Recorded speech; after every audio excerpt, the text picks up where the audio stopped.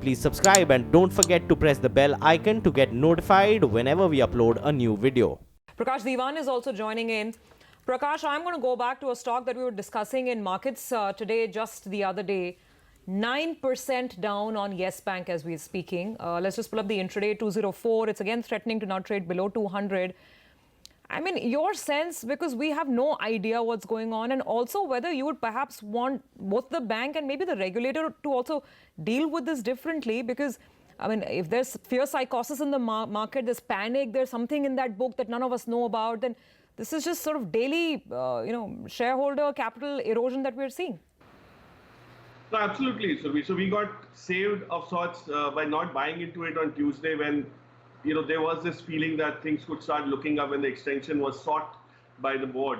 But very clearly, there is friction in the offing, whether it's from Madhu Kapoor, whether it's between the regulator and the bank board, and these kind of uncertainties are very, very inhibiting for growth for any organization which has to continuously grow. It cannot kind of have this kind of a lull for 6 months. And remember, fundraising and things like that through a QIP, all of that will become very difficult if the situation goes on. So for a bank to survive, the liquidity build-up, if that gets under a cloud, with this kind of yo-yo on who's going to lead, whether Rana Kapoor is going to be in some capacity in a position to influence that, I think it's best to stay away. While the valuations are not at all challenging, 1.5 FY20 is really not something that you would be worried about otherwise in a steady state. But right now, I think you could probably see about 185, 180 zones, as I mentioned last time also. And that's where some value buying could emerge, but not right now.